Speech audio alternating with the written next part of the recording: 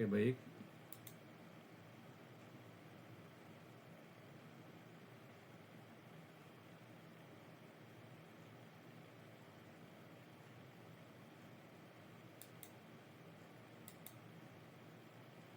juga ada rekaman pada saat Anda masuk ya.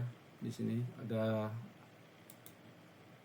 auto admit, langsung masuk. Di sini juga ada Google Meet attendance list ya. Jadi ada daftar peserta atau kehadiran untuk Google Meet-nya. Baik, kita mulai saja.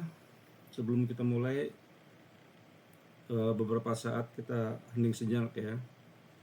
Ya, doa mulai.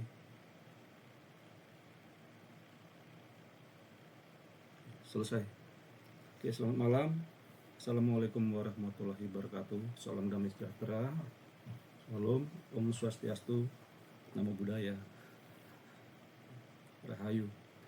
Oke, ini pertemuan ke-12 untuk kelas pengganti di hari Selasa minggu lalu,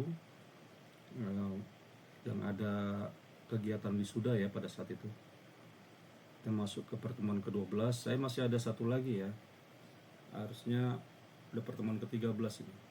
Nanti setelah tahun baru saya akan ambil kelas pengganti lagi untuk satu sesi. Baik, saya mulai saja. Ini sudah direkam. Kita mulai kuliah perekonomian Indonesia. Untuk sesi sekarang itu kita bahas mengenai utang Indonesia ya. Oke. Ini murni kita belajar untuk melihat wajah Indonesia dari sisi ekonominya ya, jadi bukan kemana-mana. Baik, kita mulai. Slide sudah saya tampilkan ya di laptop. Silakan Anda lihat di screen Anda. Jadi dikatakan di sini saat pemerintahan Presiden Jokowi ya, kebijakannya yang menjadi sorotan salah satunya adalah penerbitan utang. Kita by data ya, kita menggunakan data, kita cari dokumen dan data yang valid ya, yang sebenarnya ya. Jadi ini hanya untuk pembelajaran secara akademis. Silakan kita lihat, kita pelajari saja. Kita khusus ekonomi, tidak ke hukum, kita ke disiplin ilmu yang lain, apalagi ke politik ya. Oke, jadi kebijakan pemerintah Jokowi yang sering menjadi sorotan, yang menjadi perhatian, salah satunya adalah terbit atau penerbitan hutang ya, terbitnya hutang. Mengapa demikian? Karena ada upaya pemerintah. Jadi target ataupun sasaran dari pemerintah pada saat itu, zaman Presiden Joko Widodo ya, kita singkat aja ya jadi Jokowi ya, rasakan Joko Widodo ya, mengejar target pertumbuhan ekonomi serta pembangunan yang masif di berbagai sektor. Ini bisa kita pahamin ya. Bentar.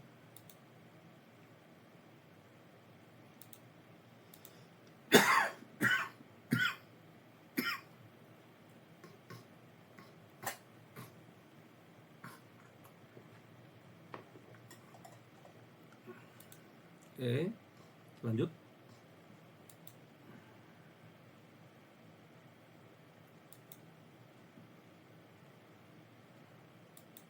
Jadi kalau Anda cukup mengingat, pertama sekali Presiden Jokowi menjabat di 2014 ya, mungkin 11 tahun yang lalu, ada yang masih SMP mungkin ya, atau SD, atau yang kalau SMA nggak mungkin ya.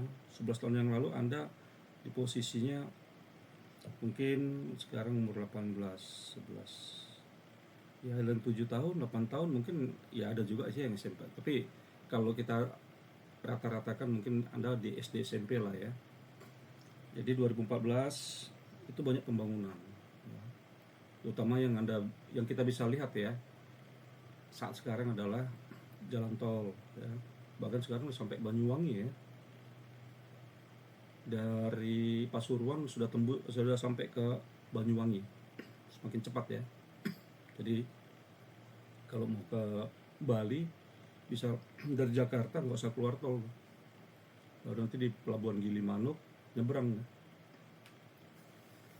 Oke, jadi banyak landasan bandara ya, pelabuhan udara, pelabuhan laut, kemudian Jakarta JICT ya, untuk Jakarta Internasional yang apa, untuk kontainer ya, yang di JICT itu apa ya, yang di Tanjung Priok. Kemudian ada lagi pembangunan IKN dan sebagainya, banyak ya. Maka butuh dana yang sangat besar, dan dana itu tidak dicukupi oleh dalam negeri, maka harus mengeluarkan pinjaman atau menerbitkan utang ya. Akibat dari utang yang banyak ini, sebagai konsekuensinya, akibatnya adalah defisit, kekurangan anggaran pemerintah semakin melebar, dan utang menjadi salah satu solusi konkret atau nyata untuk menutup defisit tersebut. Jadi defisit itu ada kekurangan, lack, lebih besar pengeluaran daripada penerimaan ya. Kewajiban itu lebih besar dibandingkan pendapatan atau penerimaan. Nah, ada gap tadi harus ditutup dengan utang lagi, ya. Nanti kita lihat di gambar 1 ya, dibandingkan antara pemerintahan Presiden Susilo Bambang Yudhoyono SBY ya, maka defisit anggaran pada pemerintahan Presiden Joko Widodo Jokowi itu semakin melebar seiring ya, bersamaan dengan belanja negara yang mengalami peningkatan cukup tajam. Belanja negara tadi ya untuk pembangunan di berbagai sektor. Oke.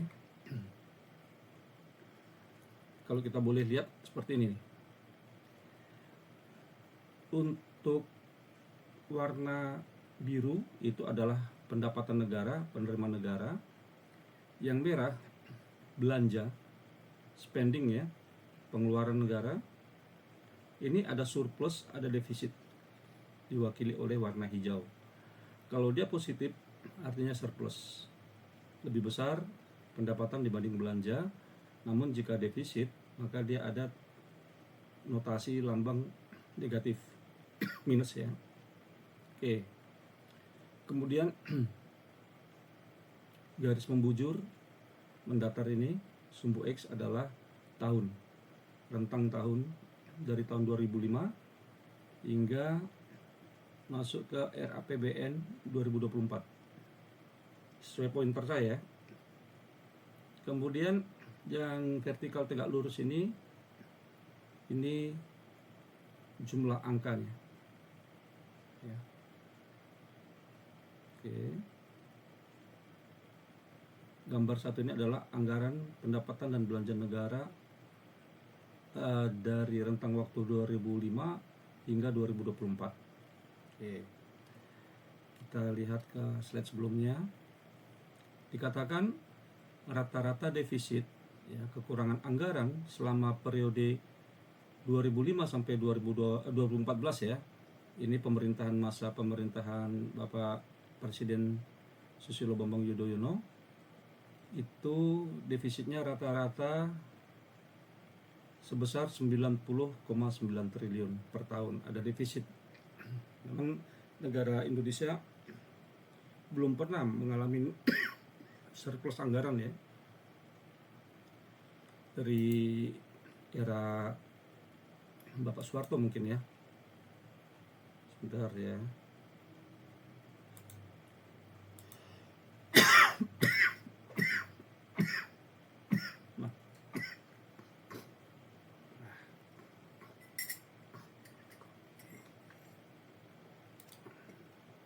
Oke. Dikatakan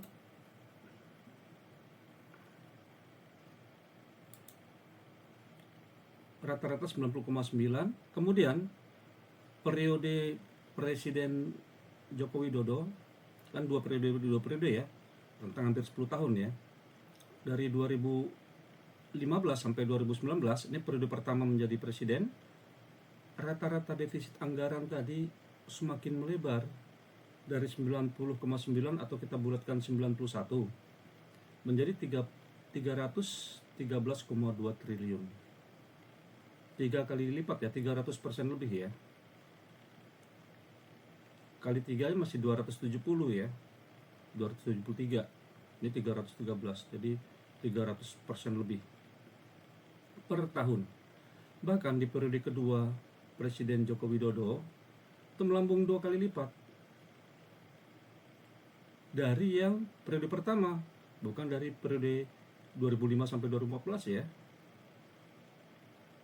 Melambung 2 kali lipat menjadi 638,48 triliun per tahun defisit. Jadi penerimaannya lebih sedikit, 638,48 triliun per tahun. Utamanya memang rentang ini ada pandemi Covid ya di tahun 2020 bulan Maret ya, yang di Depok ya. Kemudian recovery, penyembuhan, healingnya itu sampai 2023 ya. Oke, kita lihat dari grafik. Ini era Pak Jokowi ini ya, garis biru ini, mulai 2015. Anda lihat merah ini adalah belanja negara. Dikala bar atau batang ini ya, diagram barnya ini berwarna merah lebih tinggi daripada biru, itu udah pasti defisit. Semakin mencolok, semakin lebih tinggi ya, secara jelas yang bar merah ini atau batang merah ini, maka itu semakin melebar atau membesar defisitnya. Anda lihat nih, di tahun 2020 tinggi sekali ya, antara biru dan merah, secara kasat mata kelihatan ya. Kemudian 2021 masih tinggi, masih jauh jaraknya, gapnya. Kemudian makin rendah, ini juga lumayan, tapi di tahun 2024 semakin tinggi lagi.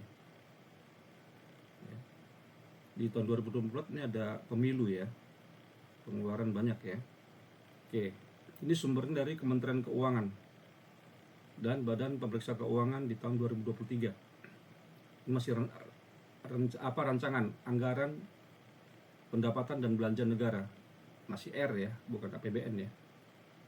Masih rancangan ataupun usulan untuk APBN di tahun 2024 seperti ini. Jadi kalau Anda lihat minus-minus ini besar sekali ya. Bahkan di tahun 2020 itu minusnya 947,70 triliun. Sangat besar ya minusnya ini. Oke. Baik. Nah, berdasarkan data utang pemerintah selama 20 tahun atau 2 dekade ya. 1 dekade itu 10 tahun. 20 tahun ke belakang, artinya kalau kita hitung dari masa pemerintahan Presiden Susilo Bambang Yudhoyono 2004-2005 ya, 20 tahun ke belakang, ini slide-nya harusnya tahun 2024 nih ya, menunjukkan kenaikan yang cukup pesat, utangnya cukup pesat kenaikannya. Terhitung sejak tahun 2014, outstanding itu yang belum dibayar ya, hutang yang masih harus dipenuhi, kewajiban yang harus dipenuhi ya, hutang yang harus dibayar itu sebesar 2.608 triliun ya. Kemudian meningkat secara signifikan menjadi 7.855,3 triliun ya, sangat tinggi ya hutangnya ya. Saya kasih ini dulu titik biar kelihatan nih.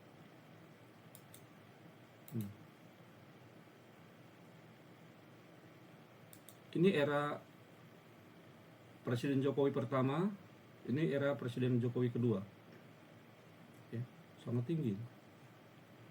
Nanti kita lihat di gambar 2 ya. Atau mengalami penambahan utang 201%, bahkan lebih ini ya. Ya, total utang pemerintah tersebut terdiri dari pinjaman, ya, pinjaman tuh dari luar, dari pihak lain, ya, 11,08%. Kemudian pemerintah menerbitkan surat berharga negara, ya, 88,92%. Jadi pemerintah membuka hutang melalui surat berharga negara yang dijamin ya, yang pasti akan dibayar gitu. Jadi sebetulnya internal pemerintah mengeluarkan surat hutang. Kalau ini pinjaman, berbeda ya antara pinjaman dan SPN ya.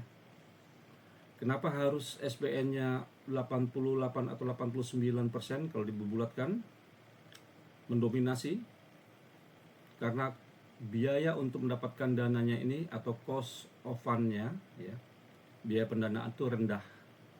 Kemudian mudah prosesnya dibandingkan dengan bentuk pembiayaan ya, misalnya pinjaman ya, pembiayaan utang lainnya.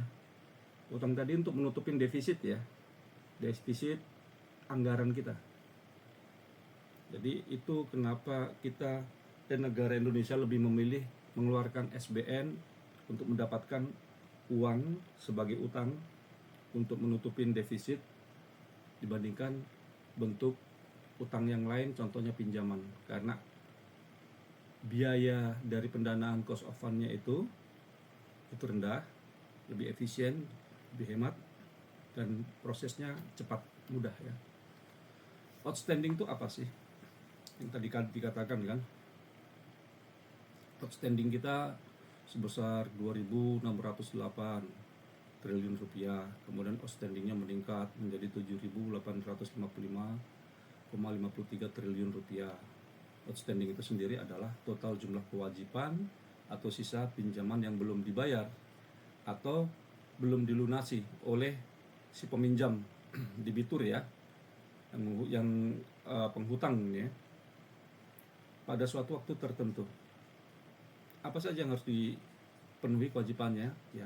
Pokok pinjaman, kemudian ditambah bunga dan biaya lain yang terakumulasi, terkumpul bertahap ya, yang masih aktif dan harus dibayar.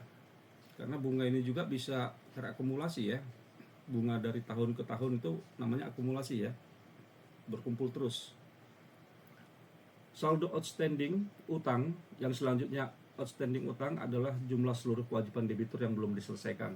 Jadi jangan rancu atau jangan bingung ya kalau dengar outstanding utang, oh berarti utang yang harus dipenuhi atau nilai hutangnya gitu yang harus dilunasi. Oke.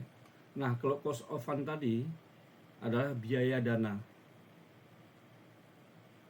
Untuk mendapatkan dana, pendanaan itu perlu biaya ya, yang disebut COF ya.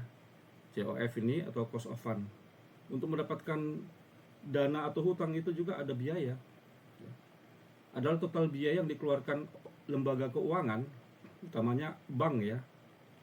Karena untuk lembaga keuangan itu ya perbankan, untuk memperoleh dana yang mereka gunakan dalam operasional. Ya, seperti dari simpanan nasabah, tabungan deposito. Jadi masyarakat gini, bank sifatnya kan lender and borrower ya. Artinya mereka menerima dari masyarakat ya, dari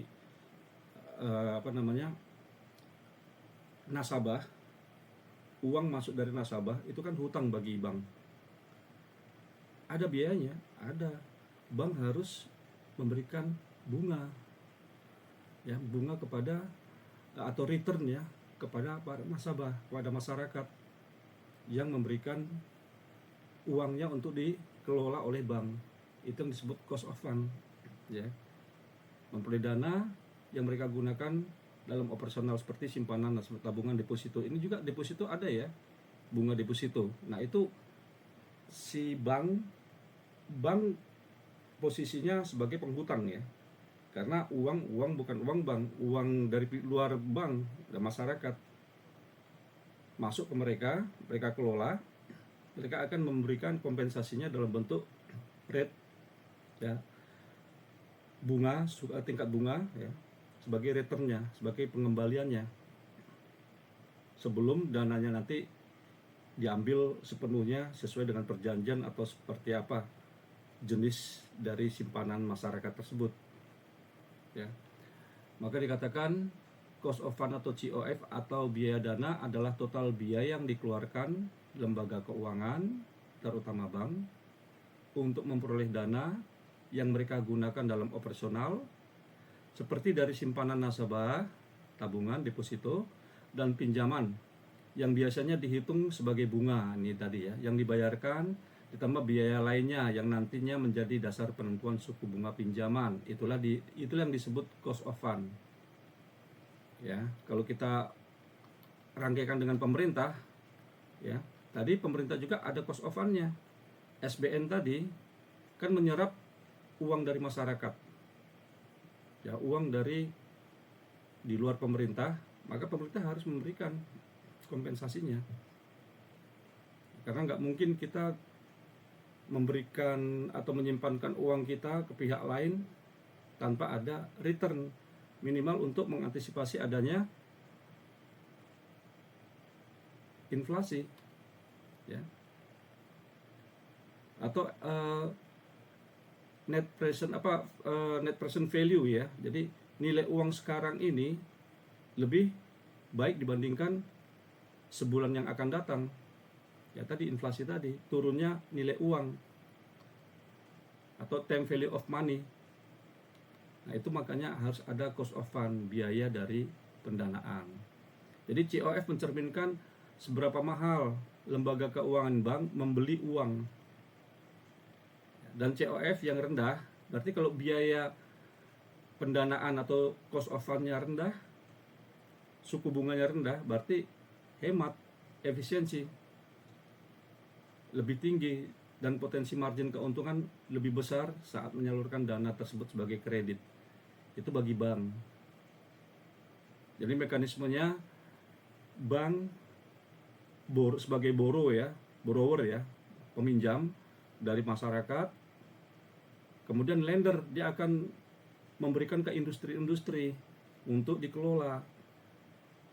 Jadi kembangkan uangnya itu, diusahakan atau diputar istilah umumnya. Uangnya itu apakah dalam bentuk properti, dalam bentuk manufaktur, kepemilikan saham, dan mereka nanti akan mendapatkan pengembalian yang akan lebih tinggi dibandingkan yang mereka bayarkan kepada masyarakat sebagai dalam bentuk bunga, gitu ya.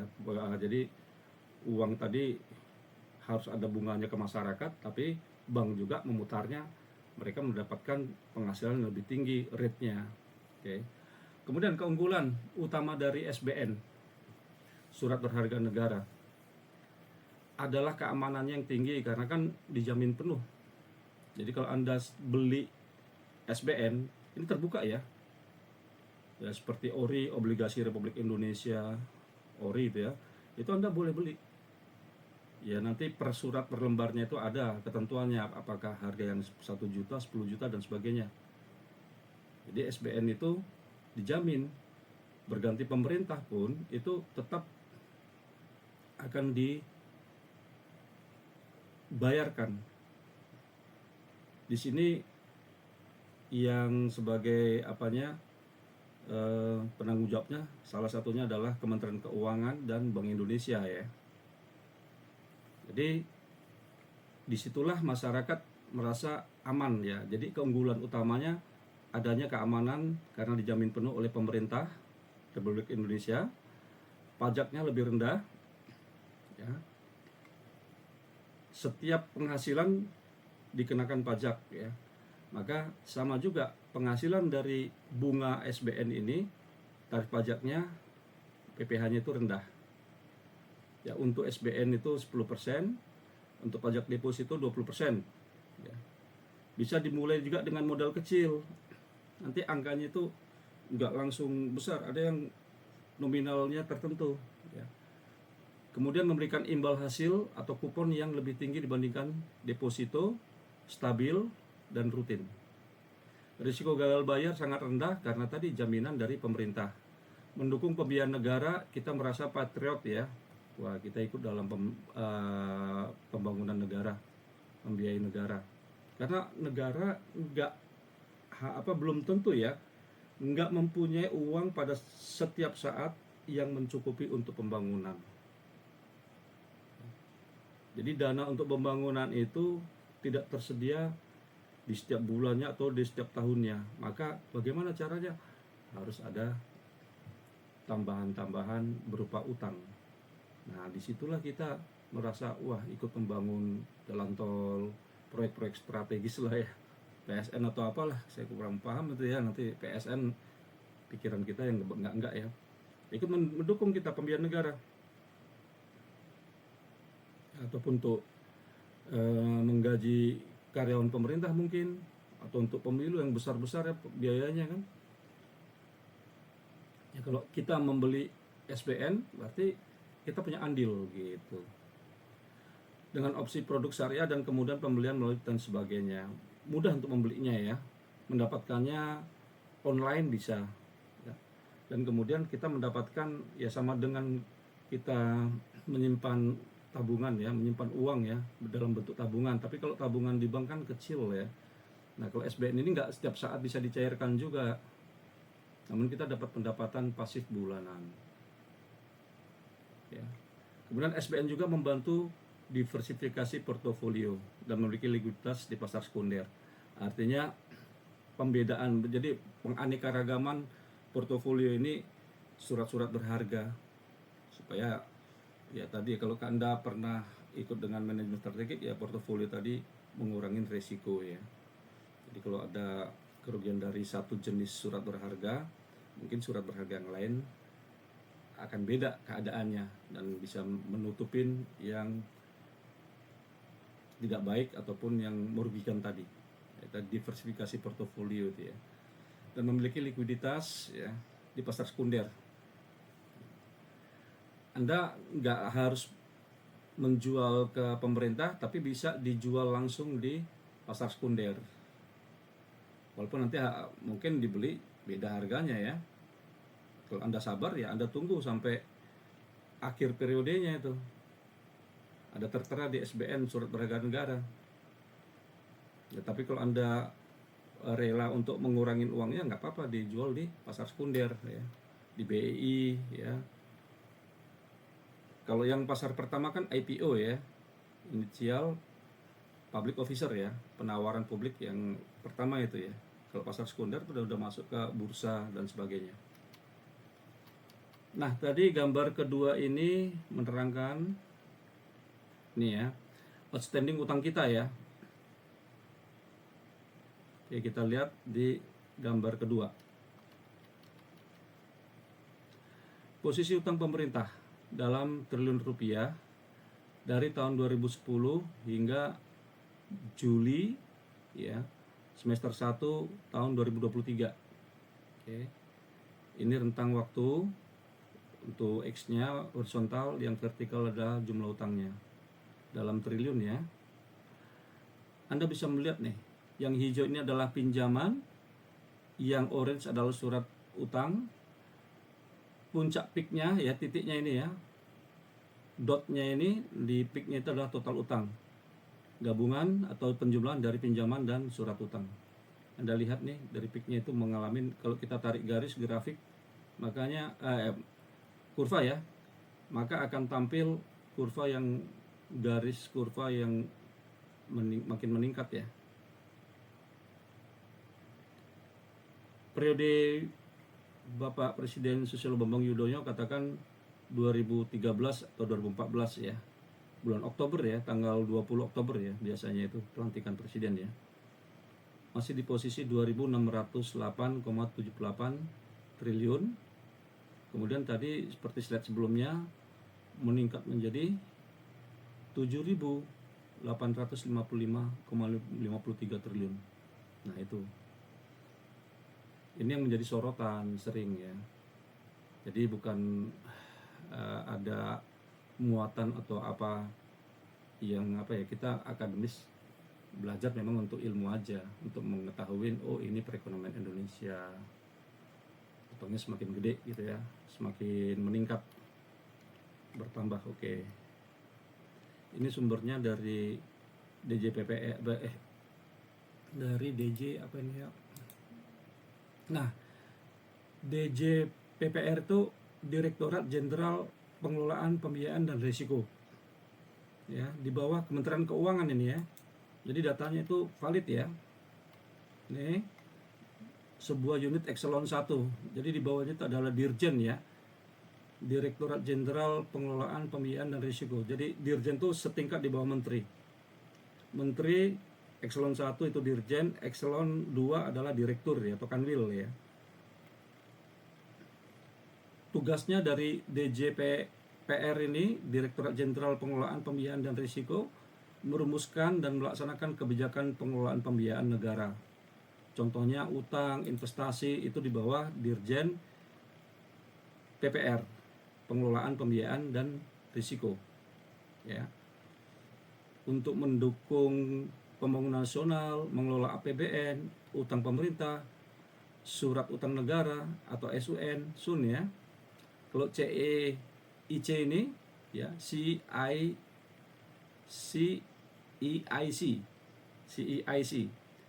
itu merujuk kepada data-data atau platform ekonomi makro global yang terkemuka, yang menyediakan data akurat di berbagai negara. Jadi ini ada konsultan atau seperti badan asing ya di luar, tapi data dari CEIC ini merupakan platform dasar data ekonomi makro seluruh dunia ya, dan menyediakan data akurat untuk berbagai negara sebagai bahan analisa ya untuk para ekonom dan para investor. Jadi valid datanya ya. Oke.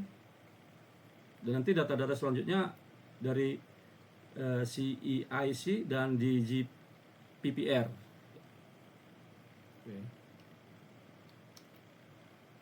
Nah, meskipun cost of fund dari SBN lebih ekonomis, ya tadi kan lebih bagus ya biaya pendanaannya untuk mendapatkan dana dari mendapatkan dana atau utang melalui SBN itu lebih ekonomis dari utang jangka panjang atau menengah, tapi ada risiko juga.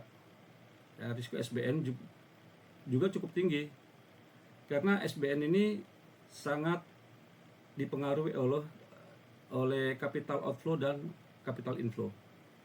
Ya, capital outflow itu adalah berapa banyak modal atau dana yang keluar dari negara kita atau dari suatu negara ke negara keluar negara tersebut.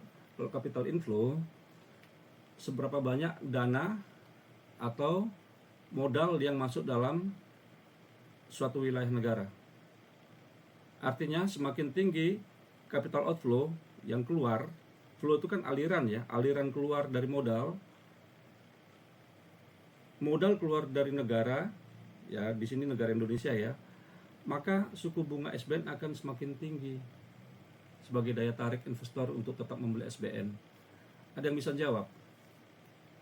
Seperti apa ini statement ini dengan penjelasannya? Kenapa semakin tinggi capital outflow, maka suku bunga SBN akan semakin tinggi? Ada yang bisa memberikan respon analisanya? Ini saya rekam ya, jadi saya tahu ya nanti siapa-siapa yang masuk ya, jam berapa masuknya ya. Jadi kalau nanti tiba-tiba masuk belakangan, saya ketahuan ya, walaupun nanti ngisi absen. Saya orangnya adil ya. Nih biar Anda tahu, nih saya lihatkan. Saya di sini ada, nah ini dia, auto attendance. Nanti di sini kelihatan nih. Bisa saya buka output ini yang masuk jam berapa ya. Untuk perekonomian Indonesia ini masih 14 orang nih. Nih, yang masuk berapa orang nih? Anita Puji Rahayu, Evi Riana. Nih. Jadi bagi saya nanti jangan lulus silakan aja, kalau nilai B bagus, kalau nilai C gimana tuh? Oke. Ada yang bisa memberikan penjelasan kepada saya mengapa semakin tinggi capital outflow suku bunga SBN akan semakin tinggi? Kasih namanya ke saya, nanti saya akan catat. Seperti biasa, nggak usah ikut ujian akhir ya. Kalau kemarin UTS, sekarang UAS. Ada yang bisa jawab? Atau mungkin berbenturan juga dengan kelas lain ya, tapi ya kita lihatlah nanti. Bagaimana semakin tinggi capital outflow, pernyataan ini ya, semakin tinggi capital outflow, modal yang mengalir keluar, maka suku bunga SBN akan semakin tinggi.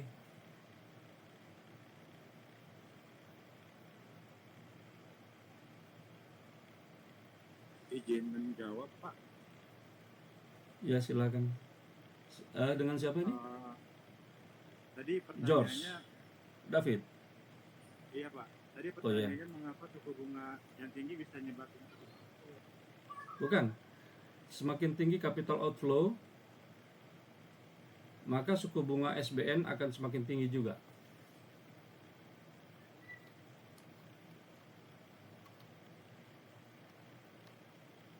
Semakin tinggi capital outflow, ya, maka suku bunga untuk SBN akan semakin tinggi. Dan yang rugi pemerintah. capital outflow sama suku bunga ya Pak? Betul. Kalau menurut saya sih Pak, kalau saat capital outflow itu banyak, biasanya kan investor itu pada berjual-jual apa namanya aset-asetnya ya Pak ya. Jadi kan asing itu kan membeli aset kita itu kan menggunakan rupiah, itu juga otomatis kan menjualnya dengan rupiah juga. Nah otomatis mereka keluar, mereka menukarkan menjadi dolar Pak, jadi mengakibatkan rupiah menjadi melemah.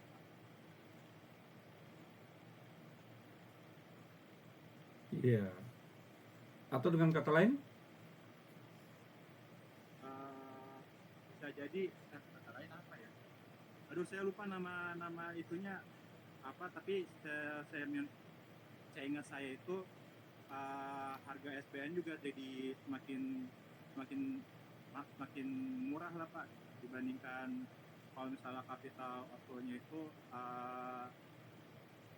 yang saya kalau ngejelasin agak Iya betul. Jadi gini, ceritanya kan kalau capital outflow kondisinya dana atau modal itu keluar ya dari negara Indonesia, ya meninggalkan Indonesia. Oke. iya.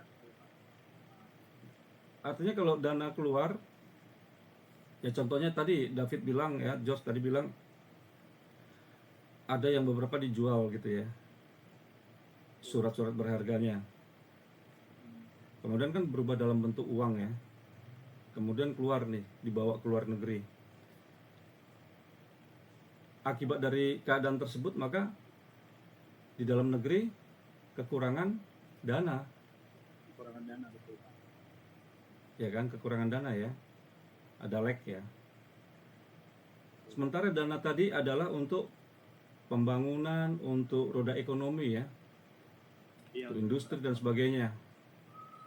Kalau industri ataupun ekonominya bergulir dengan baik, maka pemerintah dapat benefit keuntungannya.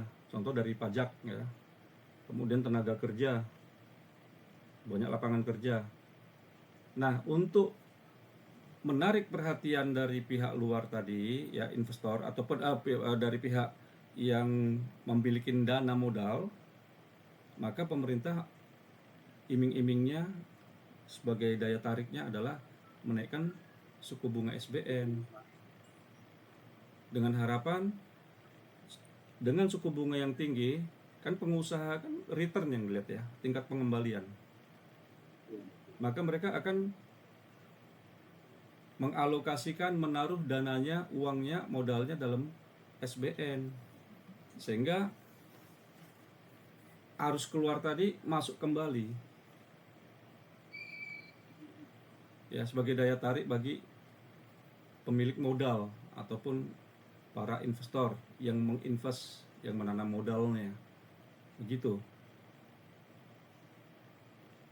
ya, supaya menghalangin juga supaya modal tadi tidak keluar dari Indonesia, jadi kapitalnya inflow kembali. Itu aja sih sebenarnya ya. Oke. Iya Pak. Oke, kemudian untuk meminimalkan risiko terhadap fluktuasi ya, naik turunnya nilai tukar yang tadi ya, dan mengoptimalkan sumber daya domestik,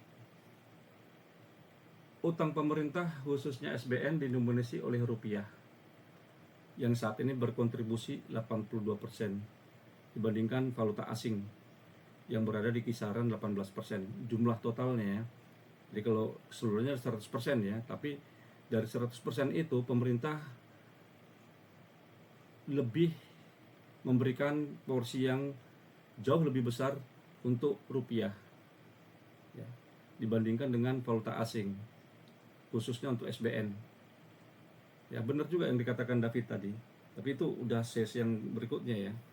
Jadi untuk minimalkan risiko terhadap fluktuasi nilai tukar, karena tadi sebenarnya benar juga ya. Oke, nanti saya untuk minimalkan risiko terhadap fluktuasi, jadi begitu capital outflow keluar itu memang terjadi fluktuasi nilai tukar ya, ada risikonya. Fluktuasi itu pergerakan ya, naik dan turunnya nilai tukar, itu sangat mengganggu, utamanya untuk kegiatan perdagangan Indonesia dengan pihak luar, pengusaha Indonesia, juga pemerintah. Karena pemerintah ini membayar hutang luar negerinya kebanyakan dengan dolar. Jadi kalau terjadi fluktuasi, apalagi fluktuasi nilai dolar lebih tinggi daripada rupiah, itu berbahaya.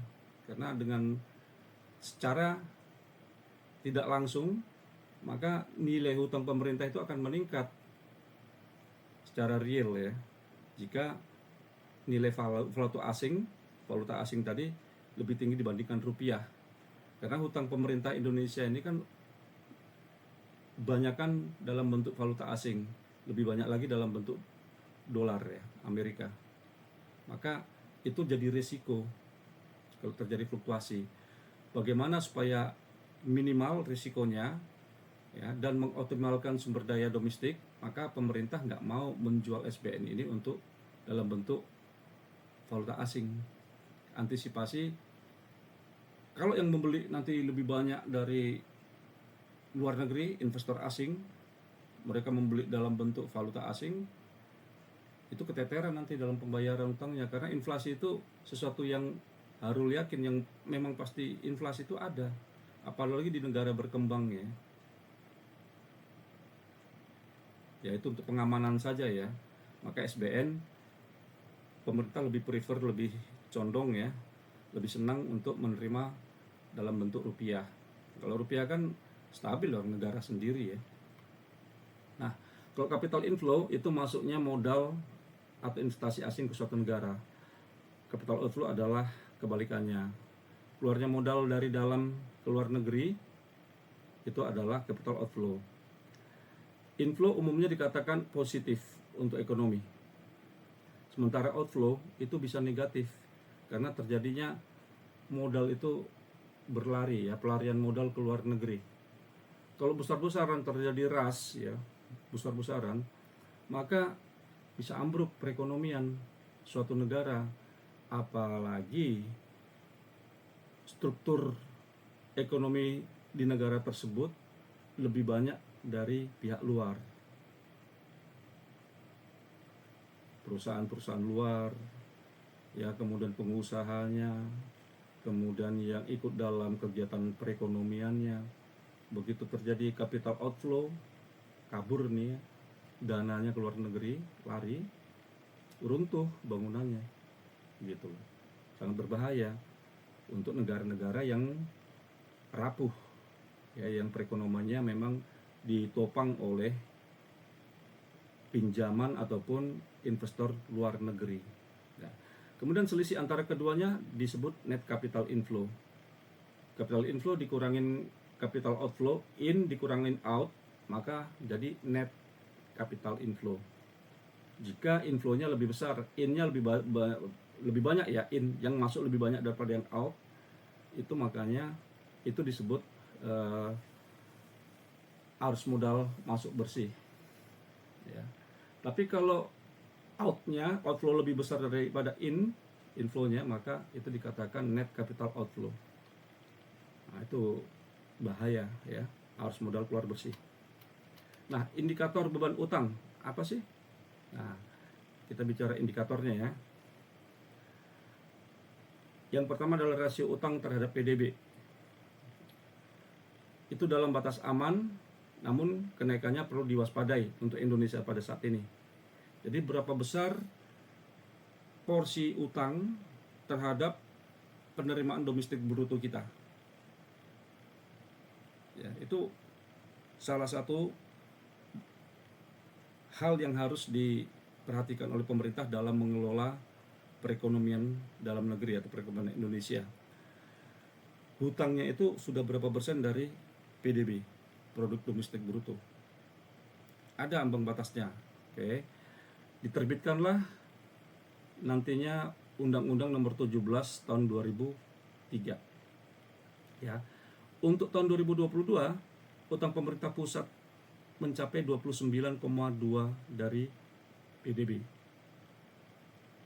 Jadi kalau kita katakan PDB 100%, maka 29,2% itu utang pemerintah. Ya, kita sudah hampir 30% ya, 29,2. Kemudian defisit anggaran. Defisit anggaran kita itu sebesar 2,35% dari PDB. Nah, kalau defisit anggaran nanti kita bicarakan. Ini hasil dari selisih pendapatan penerimaan negara dikurangi dengan belanja negara. Kalau APBN kan P-nya itu penerimaan, B-nya belanja. Jadi antara penerimaan atau pendapatan dikurangi dengan belanja. P dikurangi B, defisit anggarannya berapa nih?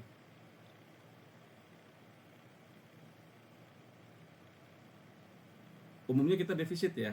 Nah, defisitnya itu berapa persen dari PDB kita? Kalau dibandingkan dibikin rasio.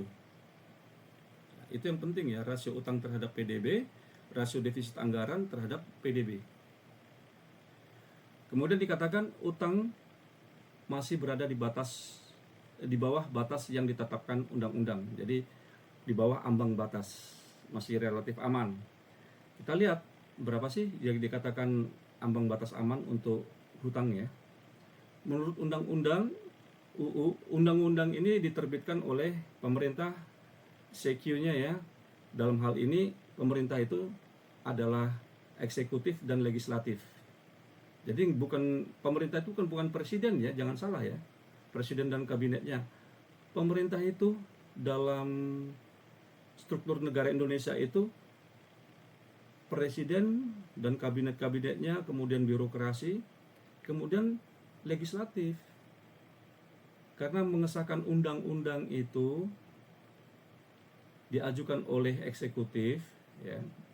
Dalam hal ini presiden ya, menteri, gubernur itu eksekutif, pelaksana. Tapi yang mengesahkan ya, yang mensetujui adalah legislatif. Legislatif namanya kan legal ya.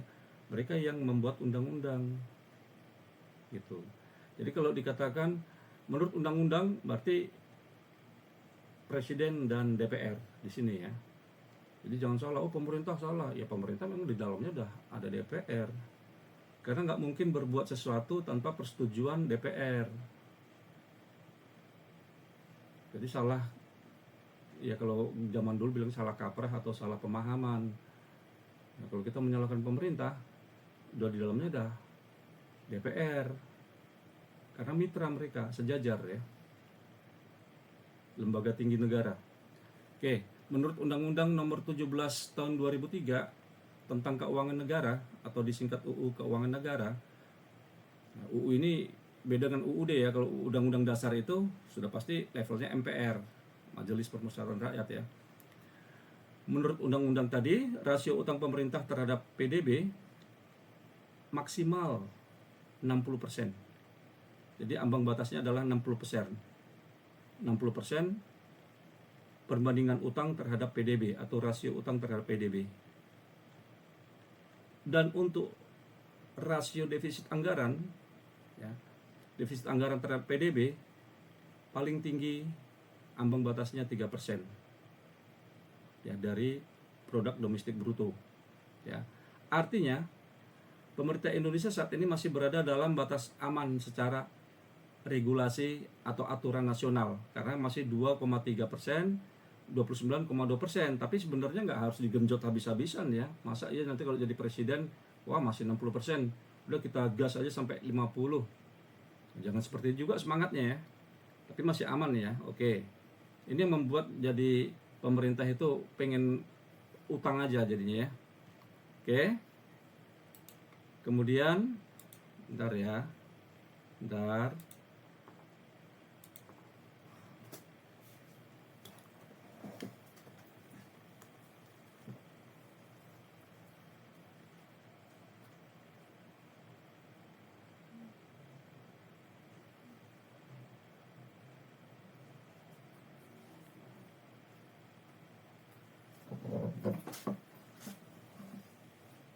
Oke, bentar ya. Oke, kita lanjutkan lagi. Di sini defisit anggaran adalah kondisi keuangan tadi sudah ya.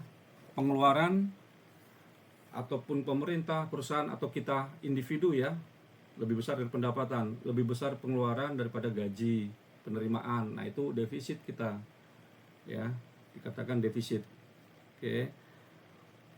Kemudian lanjut lagi. Untuk pembiayaan selisih negatif tadi atau defisit, maka harus ada pinjaman atau penggunaan cadangan. Oke, kita sudah. Kemudian indikator beban utang. Kementerian Keuangan Kemenkeu mencatat nih yang terbaru ya dari Pak Purbaya ini, Juni 2025 utang kita itu sudah tembus 9.138,05 triliun rupiah ya, atau sudah mencapai 39,86% ya terhadap PDB kita, produk domestik bruto. Sudah sangat tinggi ya.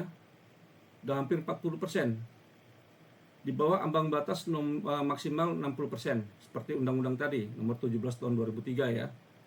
Nah, jika dibandingkan dengan negara lain, namun Indonesia ini masih mempunyai rasio utang PDB yang lebih rendah. Ya, dari rata-rata emerging market ya, market pasar dari negara-negara berkembang. Ya, pasar dari negara ataupun yang baru bangkit ya, emerging market itu negara berkembang ya, emerging. Dan negara-negara developing yang membangun, sedang membangun ya. Jadi pasar-pasar dari pasar emerging market tadi, pasar yang sedang berkembang, dan dari negara-negara countries ya, jamak yang sedang membangun, develop, kita lebih bagus. Contohnya dengan dibandingkan Vietnam, Malaysia, Myanmar, kita lebih baik. Itu menurut besaran utang kita terhadap PDB masing-masing. Karena ingat, Amerika itu hutangnya luar biasa kalau Anda lihat ya dari PDB negaranya, Jepang. Tapi apakah kita bisa meniru mereka? Itu masalahnya. Karena PDB mereka juga nggak kira-kira ya. Nah, kita PDB-nya seperti apa? Nah, kita lihat nih di gambar 3 ya. Figure 3 ini Indonesia ada di yang merah sini. Kita 29,8 terhadap PDB. Betul ya tadi ya. Ini kalau yang tahun berapa nih?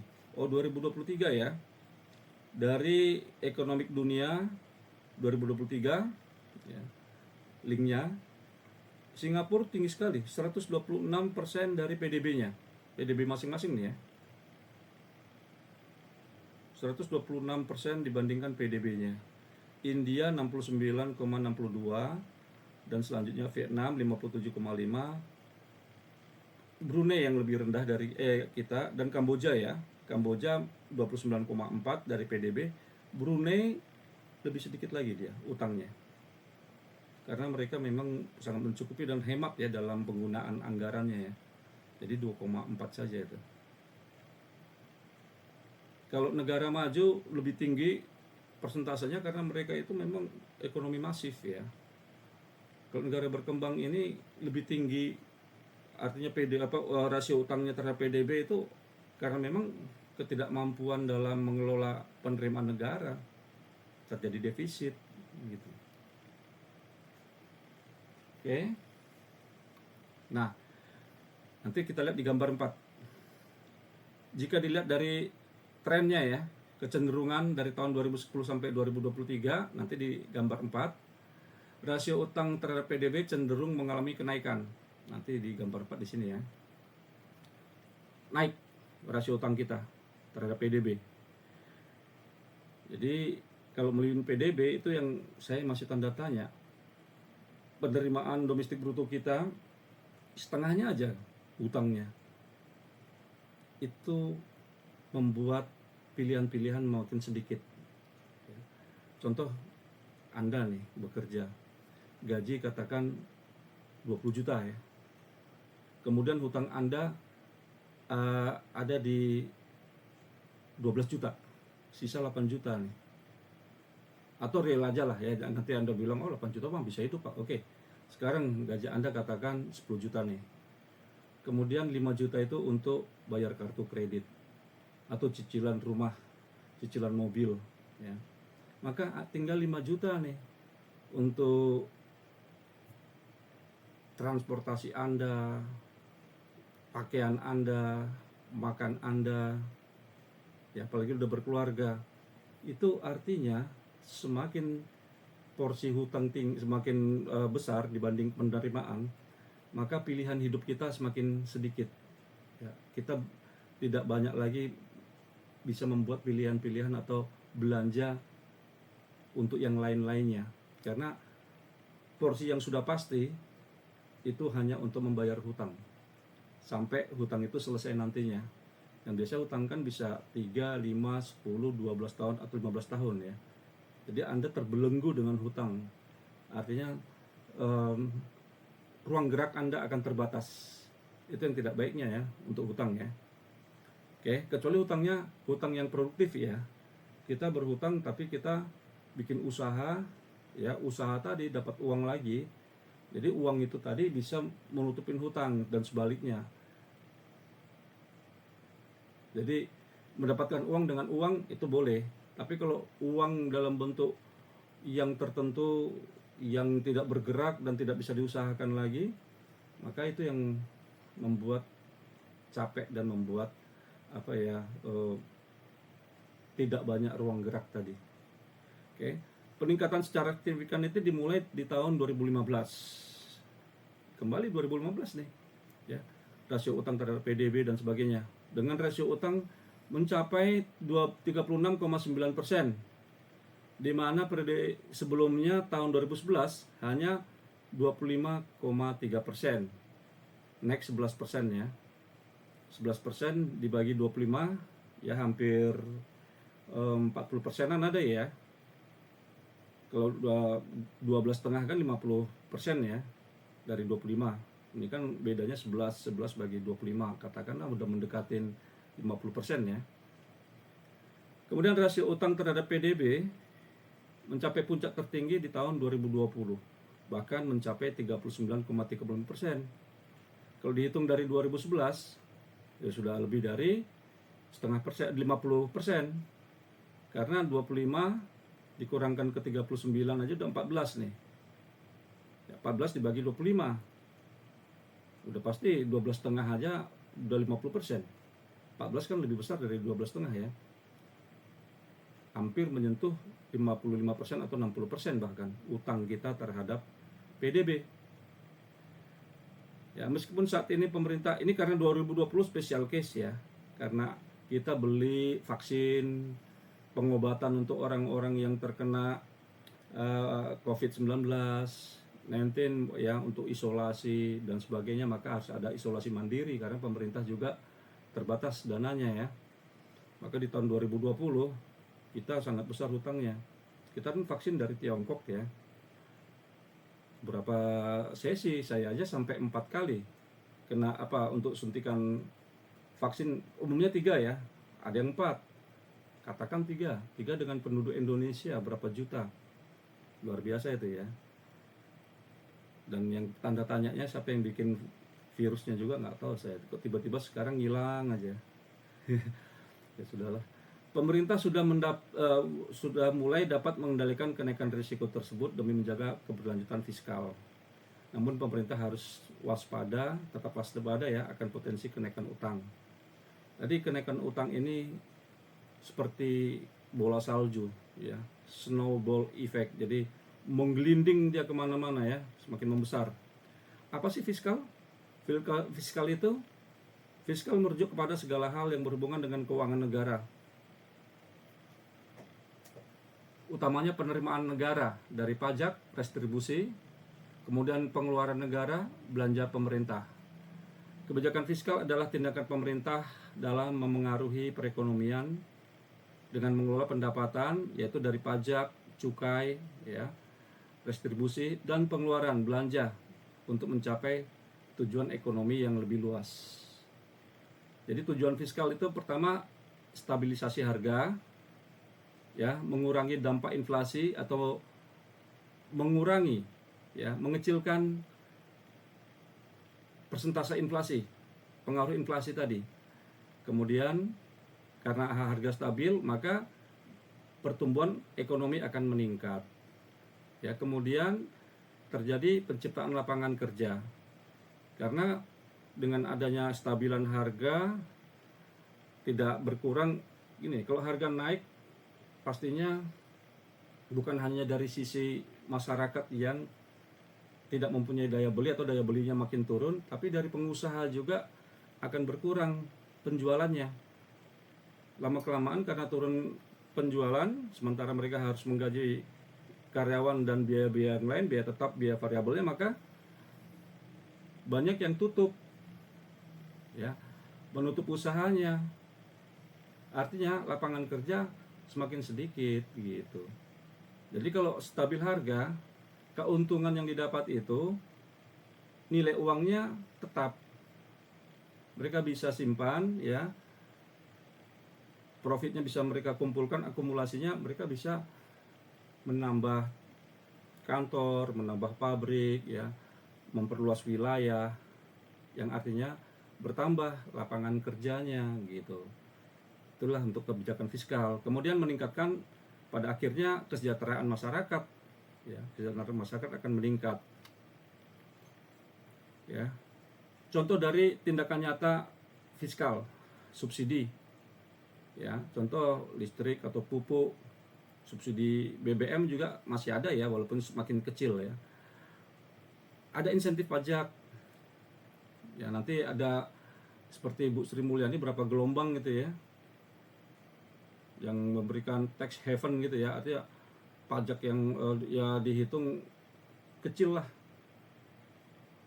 pemutihan, tapi nggak pemutihan secara sekaligus ya, tapi ada rate-nya yang sangat menolong bagi wajib pajak yang sudah lama tidak memenuhi kewajibannya. Itu sebagai jalan untuk kebijakan fiskal juga. Supaya apa? Supaya dapat uang masuk pemerintah, dibandingkan para WP atau wajib pajak tadi bukan ngemplang, tapi mereka menunda kewajibannya. Nah, lebih bagus dikasih kebijakan fiskalnya ya, dari segi pajak, keringanan pajak dan sebagainya, insentif pajak ya. Kemudian peningkatan atau penurunan pajak. Nah, fiskal itu bisa dikendalikan oleh pemerintah, seperti apa kebijakannya, dinaikkan dan diturunkan sesuai dengan kondisi ekonomi dan kebutuhannya. Kemudian ada untuk penyaluran bantuan sosial, KIP, program kartu prakerja dan sebagainya. Oke. Nah, ini gambarnya. Dari tahun 2010, kemudian puncaknya adalah peaknya di tahun 2020, 39,35 tadi ya. Kalau kita mau lihat pemerintahan Presiden Joko Widodo ini, startnya 32,95. terus ternyata turun juga ya, 29,2. Tapi kalau kita lihat dari Pak SBY memang ini datanya 2010 ya, tapi di kisaran 26, 25 ya. Di akhir periodenya, periode kedua Presiden Susilo Bambang Yudhoyono itu Presiden SBY mulai meningkat ya. Nah, oke, kita lihat. Nah, kita bicara DSR, Debt Service Ratio. Apa sih Debt Service Ratio? Ya, artinya rasio kemampuan membayar utang.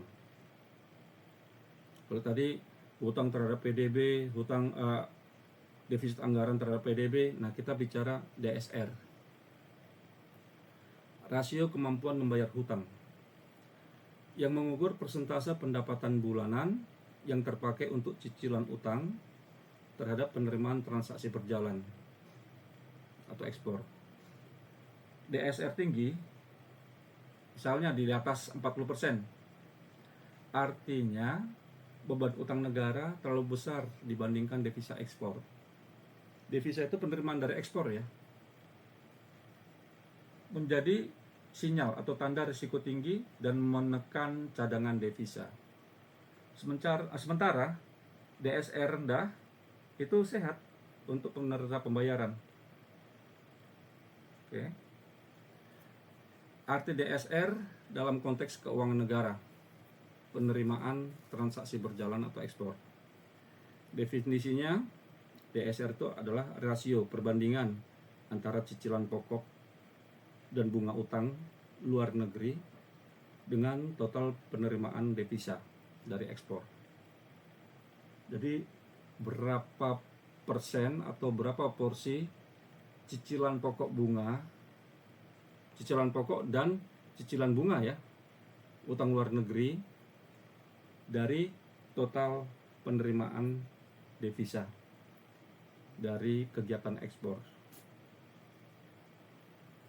Semakin kecil nilai DSR, artinya cicilan pokok atau utang kita lah ya, dan bunganya itu artinya kecil, atau bisa juga lebih besar lagi penerimaan devisa atau penerimaan negara dari kegiatan ekspor.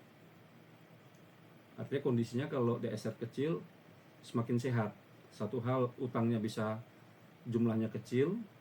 Yang kedua, bisa dari sisi penerimaan devisa yang semakin meningkat. Maka mengakibatkan, menghasilkan nilai DSR yang semakin rendah. Kebalikannya demikian. Kalau DSR tinggi, berarti dari pembilang dan penyebut ya. Dari pembilangnya itu bisa semakin tinggi, yaitu sisi hutangnya semakin meningkat, atau dari penyebut, pembaginya, devisanya, penerimaan devisa hasil dari ekspor itu semakin kecil. Itu indikasi perekonomian atau kegiatan ekonomi negara itu semakin tidak baik ya, karena ekspornya penerimaannya kecil, utangnya gede gitu. Dan salah satu atau kedua-duanya bahkan ya. Nah, indikator risikonya, DSR yang tinggi menunjukkan bahwa porsi penerimaan ekspor lebih banyak terserap untuk membayar utang luar negeri. Kita mendapatkan uang nih dari ekspor nih, negara Indonesia menerima. Tapi kalau untuk membayar utang luar negeri dan utang luar negerinya besar, maka DSR-nya akan tinggi karena kan utangnya yang tinggi ya. Utang besar, kemudian pembayarannya sedikit atau pembayarannya terjadi pun, itu menghasilkan DSR yang tinggi. DSR yang tinggi tadi itu menyebabkan satu risiko ya, sehingga sisa devisa untuk kebutuhan lain menjadi kecil. Sisa devisanya kan tinggal berapa, karena sebagian besarnya untuk pembayaran hutang. Jadi alokasinya untuk pembayaran hutang hutang pokok dan bunga. Nah, tujuan dari kita mengetahui DSR untuk mengukur kemampuan negara memenuhi kewajiban utang luar negeri dari hasil ekspor. Ini dari sisi ekspor. Kalau kita bicara DSR berarti yang kita lihat adalah sisi ekspornya. Ekspor terhadap hutang atau hutang terhadap ekspor ya. Posisi hutang kita terhadap nilai ekspor kita. Nah, dikatakan kondisi sehat jika DSR kita rendah atau di bawah 40% ya. Menunjukkan kesehatan fiskal yang lebih baik. Ya, dan itu aman artinya. Nah, ada yang mengatakan batas aman DSR rentang 30-50% itu aman atau ideal. Ya, kalau perbandingan antara pembayaran utang luar negeri pokok dan bunganya dibandingkan dengan penerimaan ekspor di bawahnya pembagi, hasilnya 30% atau sampai 35 itu masih ideal. Hingga 40% tuh masih bisa diterima. Kemudian di atas 40% itu risiko tinggi, gagal bayar nanti. Nah, ini kembali kepada para pemberi pinjaman. Berlaku juga untuk apa ini? Untuk perbankan. Ya, ada perbandingan antara cicilan utang terhadap pendapatan gitu dan sebagainya. Oke. Nah, DSR melampaui batas aman 20%.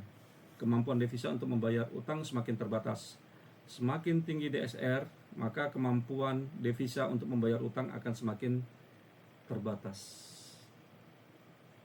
Karena repot semuanya untuk penerimaan devisa ya. Lebih banyak nanti digunakan dalam membayar utang. Ya. DSR utang pemerintah pusat adalah rasio pembayaran utang pokok dan bunga utang luar negeri pemerintah pusat terhadap penerimaan transaksi berjalan.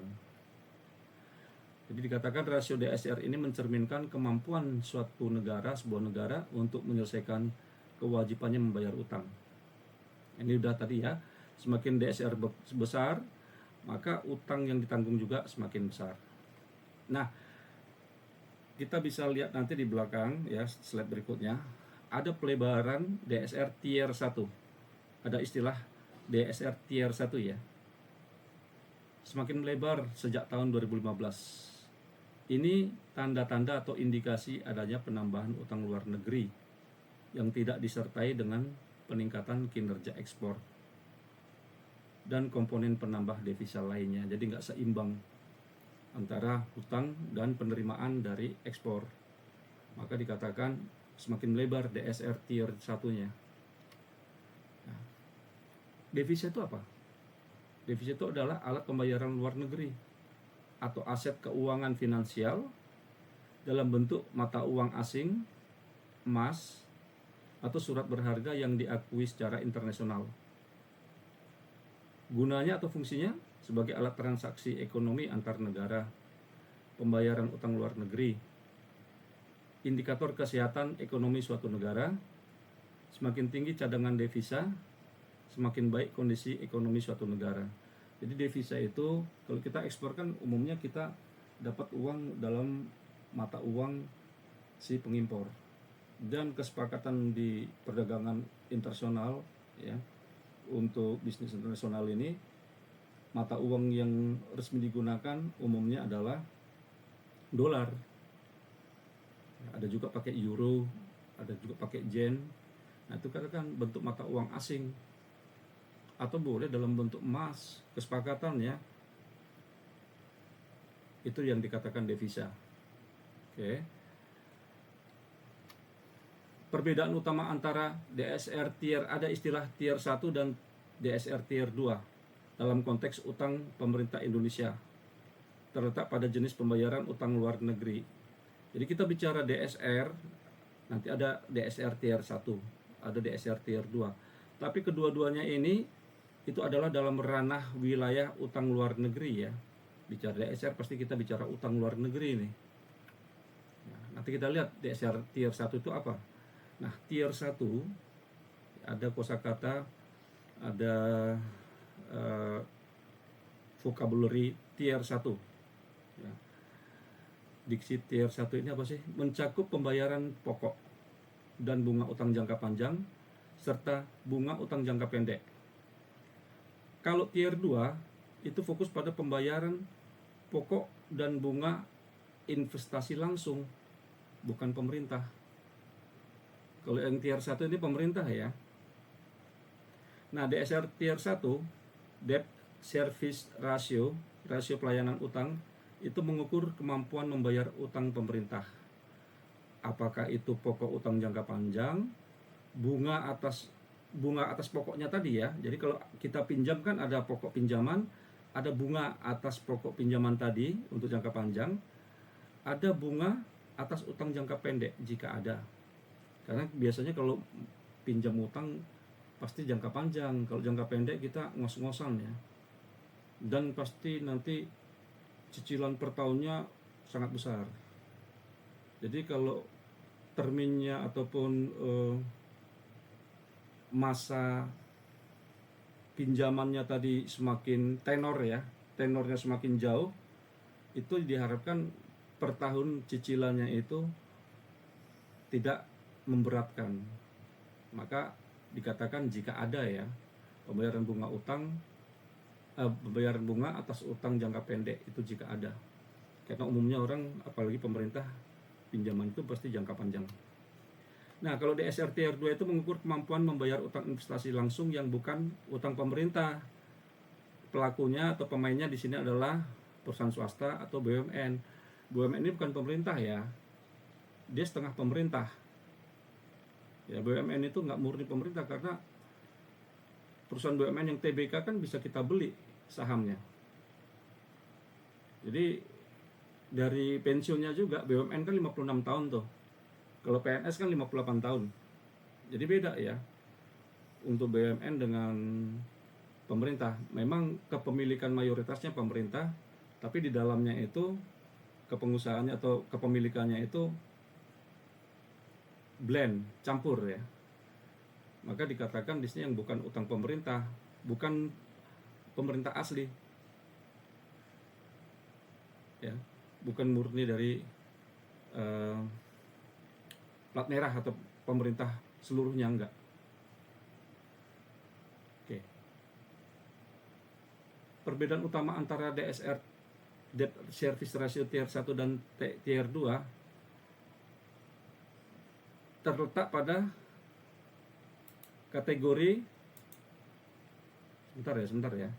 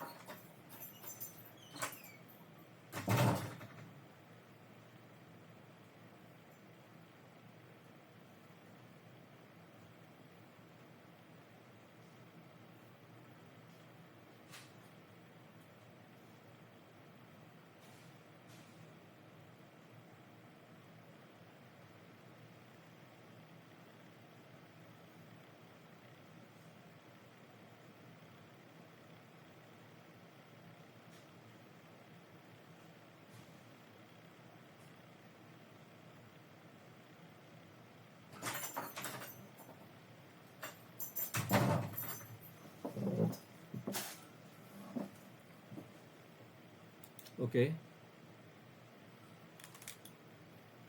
Bentar ya. Ini suara saya masih kedengaran ya? Halo? Tes, suara saya kedengaran nggak nih? Masih Pak, kedengaran Pak. Oh iya. Takutnya saya ngomong sendiri. Cuma kliwon mungkin nggak ya. Oke. Lanjut tadi perbedaan utama ya antara DSR, Debt Service Ratio tier 1 dan tier 2. Itu terletak pada kategori risiko ya. Pengelompokan risikonya dan ambang batas persentase yang ditetapkan. Untuk tier 1 itu biasanya lebih rendah. Ya. Menunjukkan kemampuan bayar yang lebih baik, rentang lebih kecil dari 35 sampai 40% penghasilan. Itu aman ya. Dan lebih aman bagi bank. Di sisi lain, tier 2 itu lebih tinggi. ya, menunjukkan risiko lebih besar karena dia lebih besar dari rentang 40 sampai 50% penghasilan, bisa 60% ya tier 2 ini, yang mungkin memicu penolakan pinjaman. Jadi kalau kita mau minjam itu dilihat juga tiernya, dilihat juga dari persentasenya.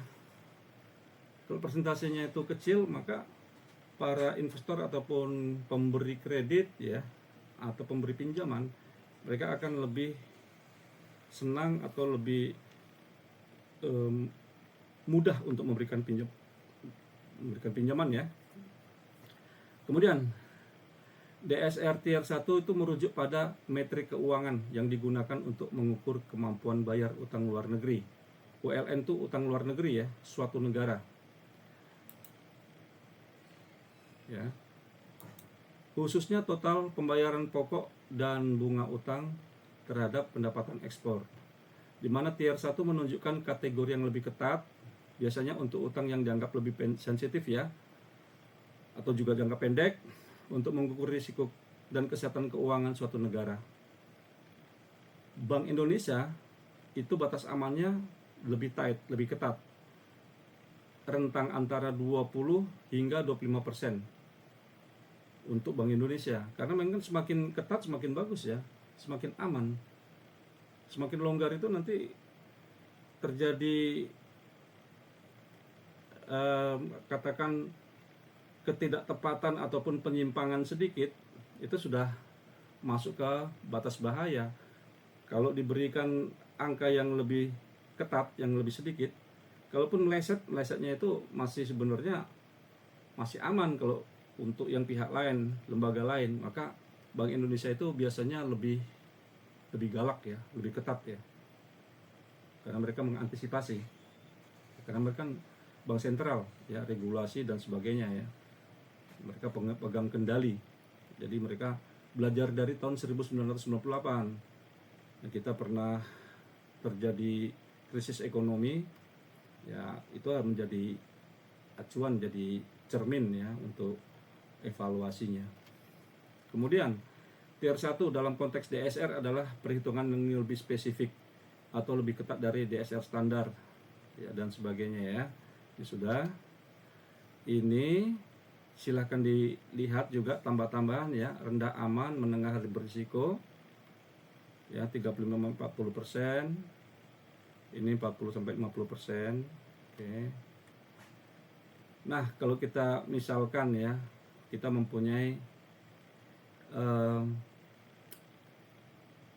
pendapatan 10 juta, kita punya kewajiban per bulan cicilan 3 juta, artinya masih 30% ya, berarti kita punya 7 juta untuk belanja harian rumah tangga ya, untuk kebutuhan kita kerja ya, kita transport dan sebagainya, makan siang di luar, masih aman ya. Kalau sudah 50%, maksimal 5 juta, itu saya katakan semakin tinggi DSR-nya, semakin masuk ke tier yang level yang lebih bahaya, maka kadang-kadang ya, untuk bayar oke, kita bayar kewajiban per bulan, kemudian kurang lagi nih untuk kehidupan kita, ngutang lagi gitu loh, dan lama-lama kita bingung untuk bayar cicilan, akhirnya kita jual murah aset kita. Banyak kita udah nyicil rumah nih ya, sudah 5 tahun, masih ada 5 tahun lagi untuk 10 tahun. Tapi karena kita tidak mengelola dengan baik ya, alokasi penerimaan kita defisit, otomatis kita pasti mau jual murah untuk ada yang meneruskan cicilan kita. Harganya pasti sudah beda dengan dihitung dengan angsuran pertama sampai angsuran kita jual, itu udah berapa yang kita bayarkan. Itu kalau kita akumulasikan, kita jumlahkan keseluruhannya, berarti nggak sama lagi dengan harga jual, karena kita udah jual cepat ya, karena udah kalah dengan desakan pembayaran untuk utang baru dan sebagainya. Jadi kejar-kejar hutang ya, atau nanti jatuhnya gali hutang tambah hutang, buka hutang tambah hutang, buka tambah hutang, bukan gali lubang tutup lubang, itu zaman dulu ya. Nah kemudian akibatnya kalau kita utang besar, ketersediaan falas atau dolar untuk pembayaran utang akan semakin berkurang. Nah, ini yang dikatakan George tadi, David, kemudian akan semakin menekan nilai tukar. Jadi kalau umpamanya utang semakin besar, kan kita harus bayar dalam bentuk dolar. Nanti dolar untuk membayar utang, ketersediaan dolar untuk membayar utang semakin berkurang, maka nilai dolar semakin langka ya, permintaan terhadap dolar semakin tinggi, harganya semakin naik ya, nilai tukar kita semakin rendah. Nah, pelebaran DSR yang telah melewati batas aman 20% itu perlu diwaspadai oleh pemerintah. IMF itu menganggap 20% di atasnya itu sudah melewati batas aman ya, karena hampir sepanjang pemerintahan Presiden Joko Widodo setelah tahun 2015 hingga tahun 2021, DSR tier 1 kita menunjukkan angka yang terus meningkat ya, dan perlu diwaspadai di rentang antara 25% hingga 30%, melewati dari batas aman 20% yang ditetapkan oleh IMF. Nanti kita lihat di gambar 5 ya. Itu kita lihat ya. Nah, ini dilihat dari keterangan adalah sejak 2015 hingga 2021 ya, 2015 sini ya, 2015 sampai 2021. Ini 20 ini ambang batas aman ya, yang kata IMF ya. Ini garis-garis putus-putus merah di angka 20%. Jika masih di bawahnya ini masih aman sekali ya. Di bawah 20% ini bagus nih, aman. Di atas ini udah ibarat gunung sudah mau erupsi ya. Udah berbahaya nih, melewati ambang batas ataupun batas amannya ya. Sumbernya dari Kementerian Keuangan ya, tetap ya, dan CEIC ya, CEIC. Ini dikatakan tadi 2015 Maret itu masih di 19,6. Tapi bulan Maret, triwulan berikutnya kuartal ya, 4 bulan berikutnya di bulan Juli sudah lain cerita. Di bulan November ya, 4 bulan berikutnya lagi ya, 4 bulan kedua ini udah 25,2. Terus bermain di atas ambang batas nih, debt service ratio-nya ya. Ini yang diwaspadai. Tapi ini kan terjadi penurunan ya. Data sekarang belum kelihatan ya. Pak Prabowo ini juga banyak masalah dengan bencana, dengan semua lah ya. Saya juga melihatnya gimana itu nanti ya, karena kan banyak proyek-proyek yang masih harus dipenuhi dan sebagainya, jumlah hutang dan sebagainya. Oke, kita kembali ke sini. Memasuki tahun 2022, level DSR mengalami penurunan tadi ya, yang disebabkan oleh penambahan devisa dari sektor komoditas. Dan udah mulai bangkit ya. 2022 Covid sudah mulai turun. 2020 pasti tinggi ya. Tapi yang saya heran 2016 Juli ya, DSR kita itu, hutang kita terhadap devisa kita, berarti ekspor kita kurang ya, sangat tinggi DSR-nya 36. Kemudian dikatakan tadi masuk ke tahun 2022, ya, ya semakin menurun ya, semakin bagus di bawah ambang batas ya. Berarti di periode setelah Maret 2022 kegiatan ekspor kita semakin baik ya, semakin bagus ekspornya, devisa kita dapat banyak ya, sehingga kalau dilihat dari gambar 5, figur 5 ini, DSR, debt service ratio kita itu ada di bawah 20% sejak Maret 2022 ya.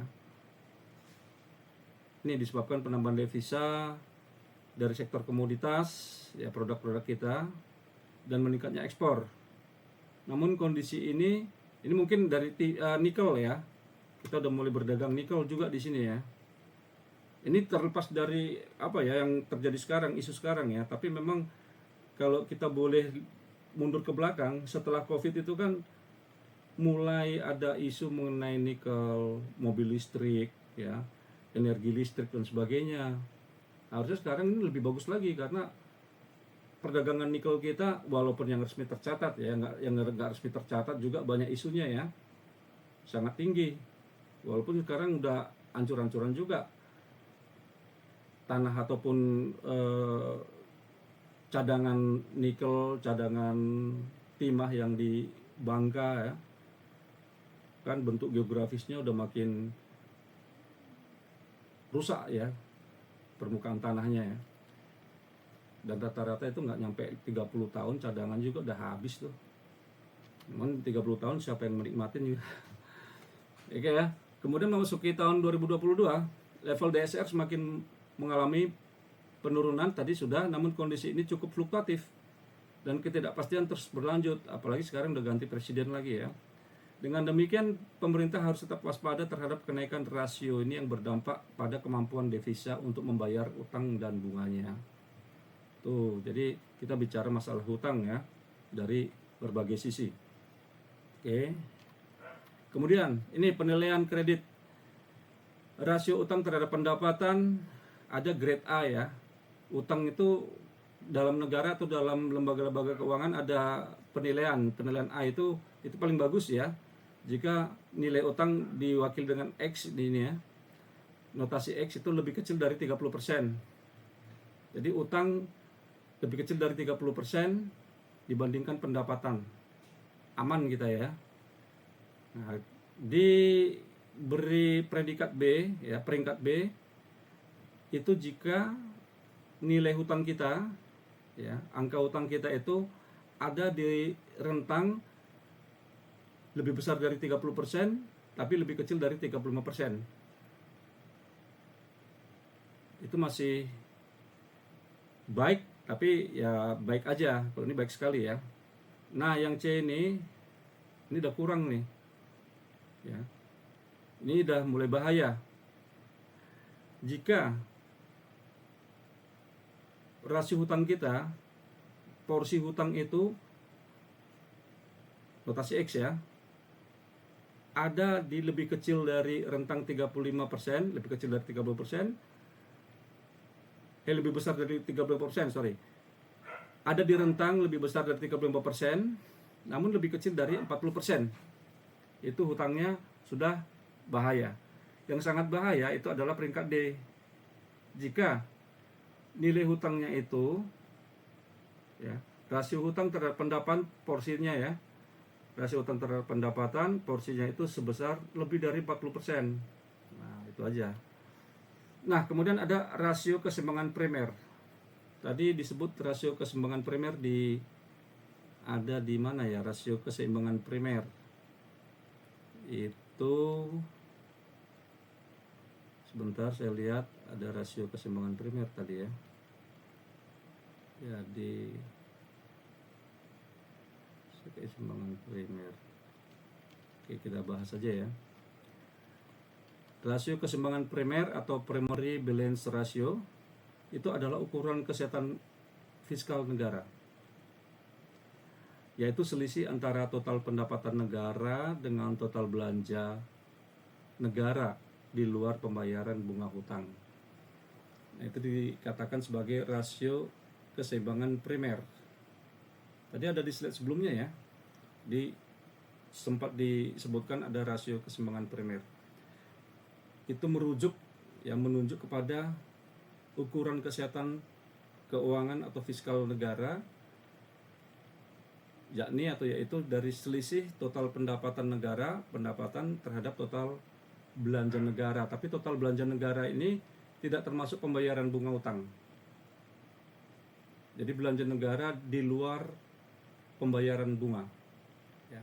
Sering diukur dalam persentase dari PDB yang menunjukkan kemampuan pemerintah memenuhi kewajiban non bunga dan membayar bunga utang dari pendapatan murni. Jika rasionya positif atau surplus, artinya ada sisa untuk bayar utang karena pendapatannya lebih besar dari belanja. Tapi belanja itu belanja yang bukan dihitung hutang ya. Hutang itu nggak masuk belanja negara. Ya, di situ. Oke. Kemudian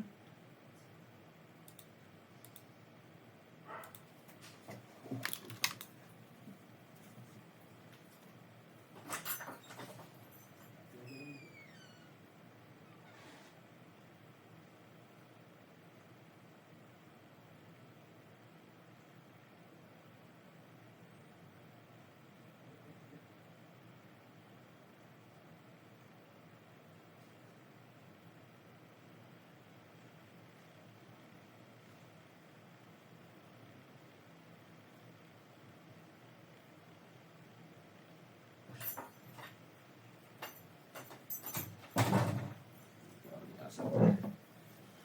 Pasangannya kayak gini, keren keren keren.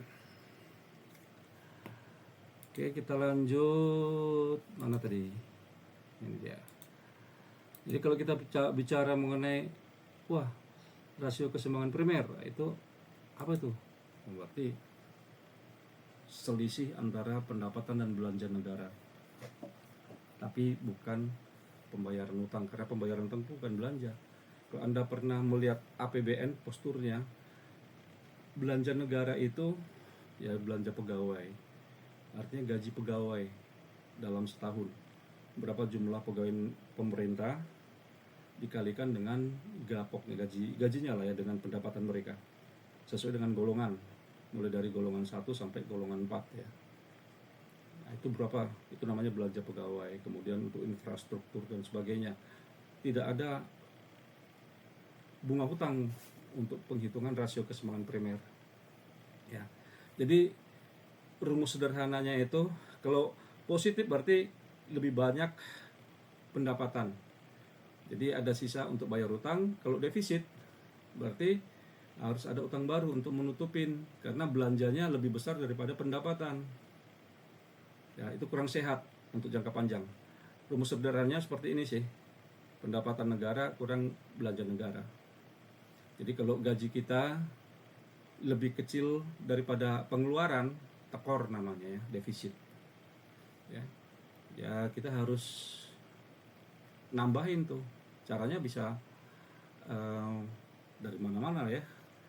Nah, untuk menghitung, kalau diterapkan ke kita pribadi, gaji bulanan itu nggak masuk untuk pembayaran pinjaman mobil, hipotek, ya, dan sebagainya.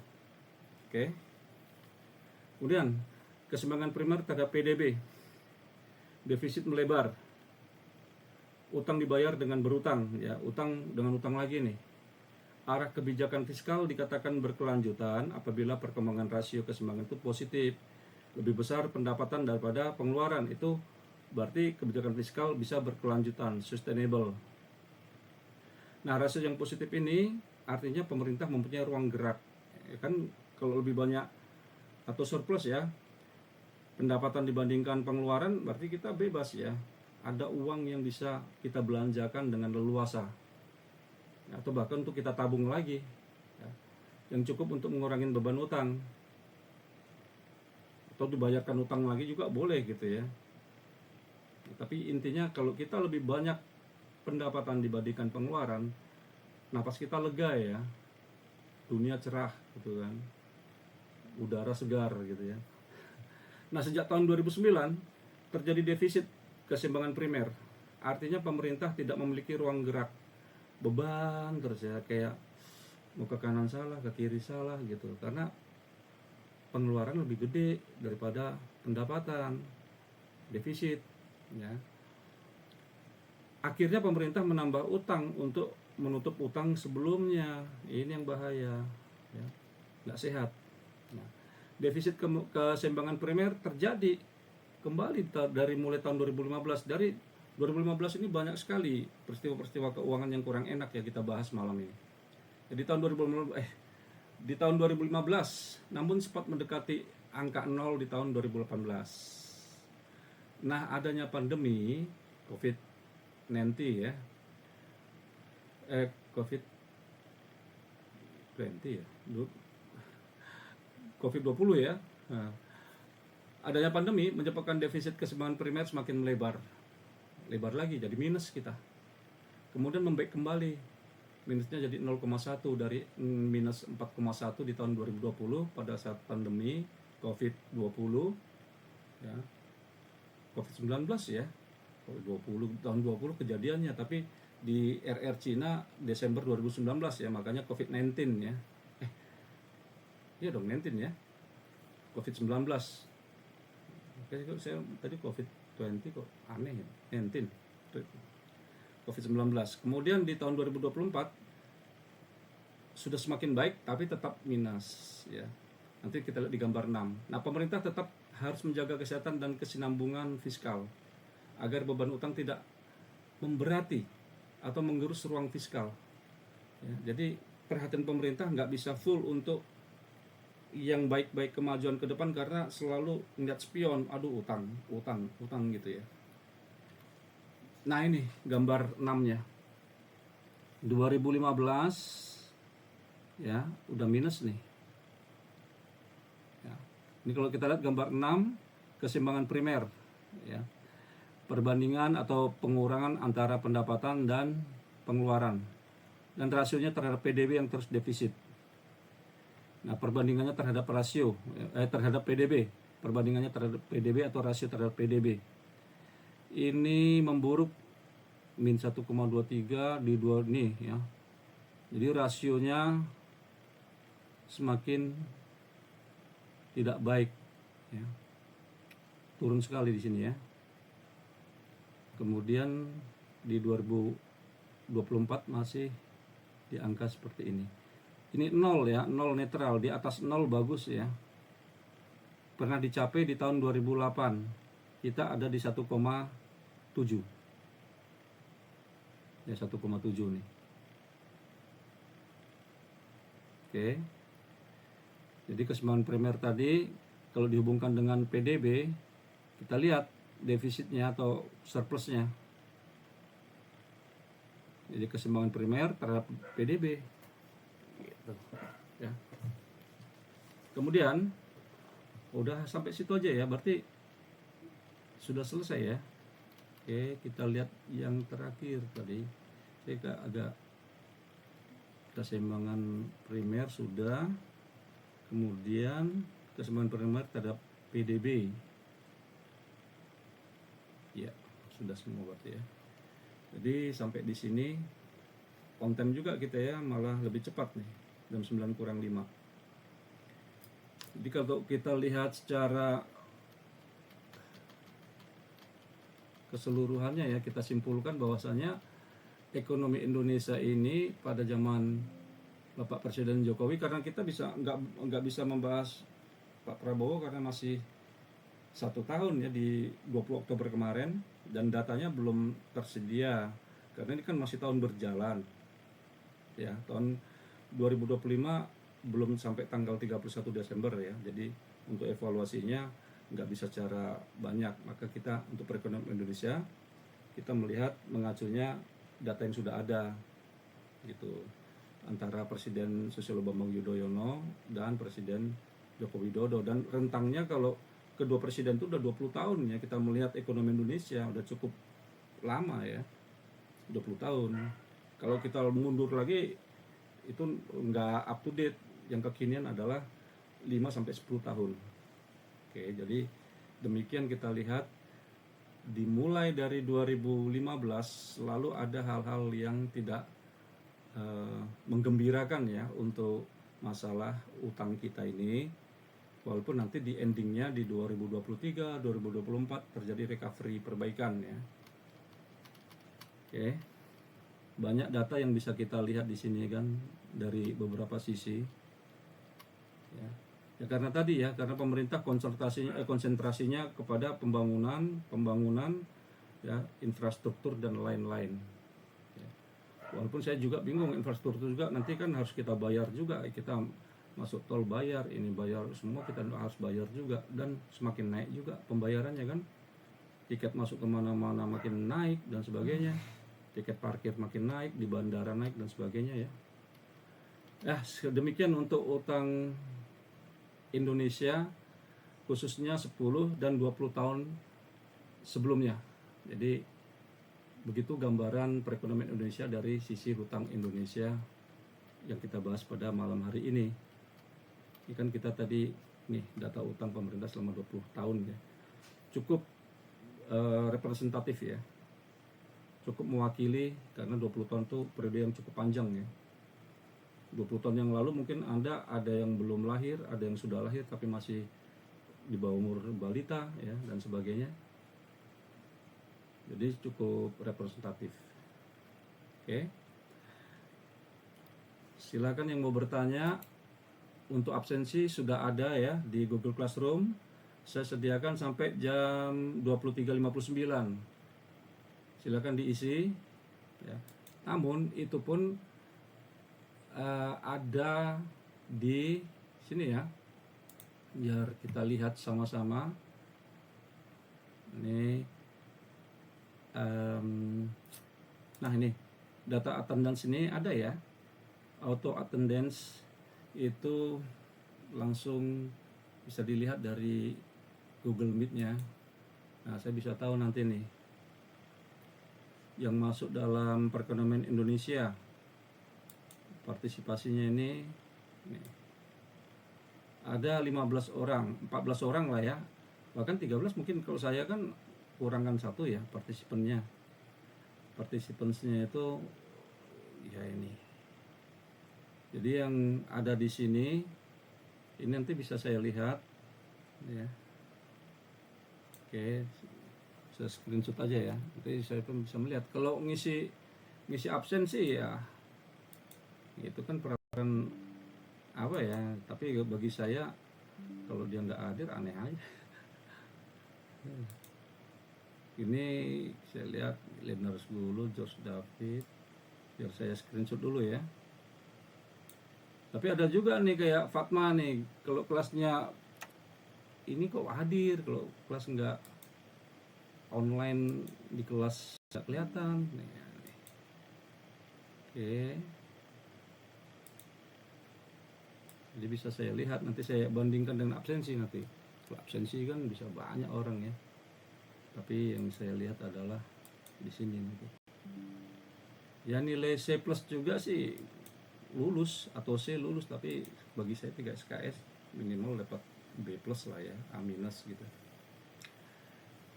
Oke, waktu sudah jam 21.02. Nanti setelah kita masuk tanggal 5 Januari tahun 2026, tahun baru ya, itu ada kuliah pengganti juga untuk satu sesi lagi. Karena di Jumat berikutnya kita libur ya. Setelah itu Seninnya udah UAS ya. Jadi pertemuan dalam minggu pertama setelah kita masuk lagi ya, itu nanti dilanjutkan minggu kedua yang Seninnya sudah UAS, tapi di hari Jumat sebelumnya itu tidak ada perkuliahan juga kalau dari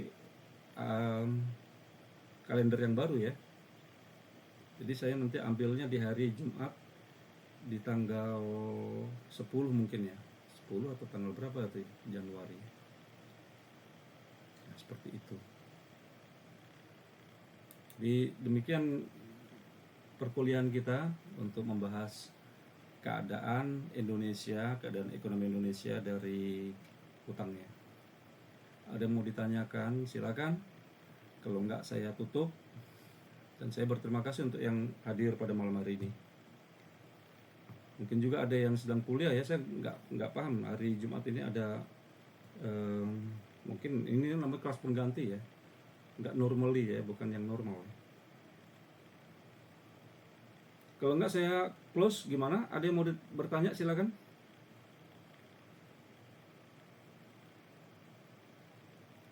Ini masih ada orangnya nggak nih? Jebakan Batman nanti nih. Saya tutup ya. Oke, saya close aja ya. Ini saya close. Nah, ya. Ini saya hentikan presentasi. Nah, kemudian ini saya close saja. Ini di layar saya ada Eviriana, ada George David, ada Tiur Novelia, ada Rico Ginting, ada Yola Monsena Sinaga, ada Fatma Kasman, ada 6 lainnya. Oke, atau di sini juga kelihatan juga sih. Nah ini Anita Puji Rahayu, Evi Riana, kemudian Fatma Kasman, Jos David, Juwam Situman Giawa, Leonardus Gulo, Lulu Dwi Azkia, Nur Aisyah, Rico Ginting, Tali Permatiga, Tiur Novelia, Jola Monsena Sinaga. Baik ya, karena sudah selesai juga materinya dan waktunya juga sudah mendekati, walaupun saya tadi masuk jam 7:10-an lah ya, hampir 2 jam juga ini ya. Ini saya rekam juga, rekamannya ada ya dari UBS. Oke, isi absen. Udah saya tutup. Untuk yang beragama Kristen, Katolik, saya ucapkan selamat Natal dan menyambut tahun baru untuk kita semua. Sehat-sehat semua, semakin mendapatkan sesuatu yang lebih baik ya, berkat yang lebih baik di tahun yang akan datang. Ya, sukses dan sehat selalu. Ya, wabil taufik wal hidayah. Wassalamualaikum warahmatullahi wabarakatuh. Salam damai sejahtera. Saya close ya. Oke, selamat malam. Terima kasih banyak. Selamat malam. Sampai jumpa tahun depan. Terima kasih. Malam Pak. Ya, terima kasih Tiur dan semuanya.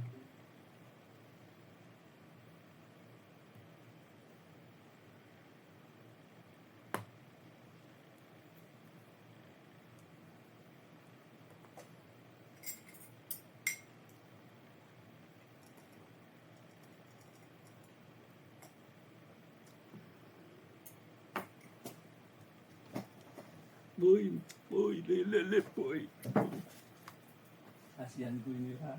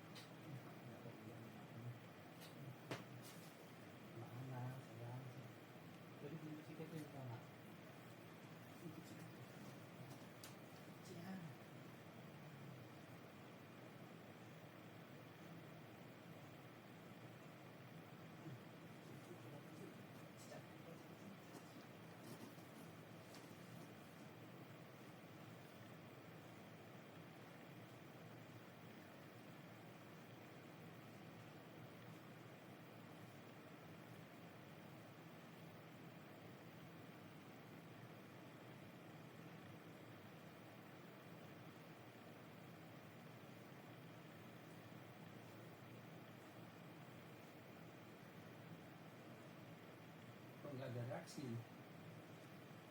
Kan? Nggak ada reaksi. Oh masih.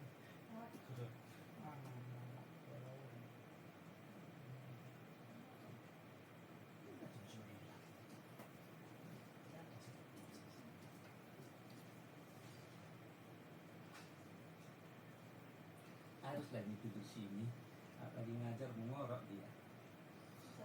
Iya. Lu suaraku kok kencing-kencing. Ini ngomong suka kali sabotase. Kenapa sih lo jahat sama aku mak? Hah? Kenapa nggak bisa tidur sana? Kan bisa kan? Dia kan bisa dikurangi. Janganlah. Dasar kalau kadang-kadang aku tahu etika, makanya dulu aku heran. Bapakku bilang, kau mau sama orang gak punya etika? Logika, gila itu kan, binatang itu. Aku ingat bapakku, bener juga bapak. Apa?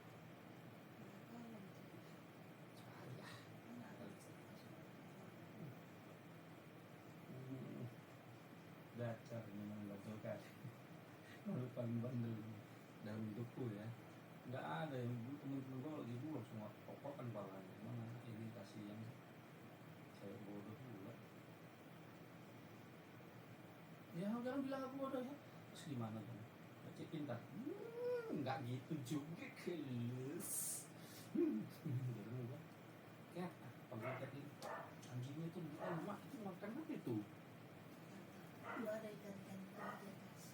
Udah habis dikasih.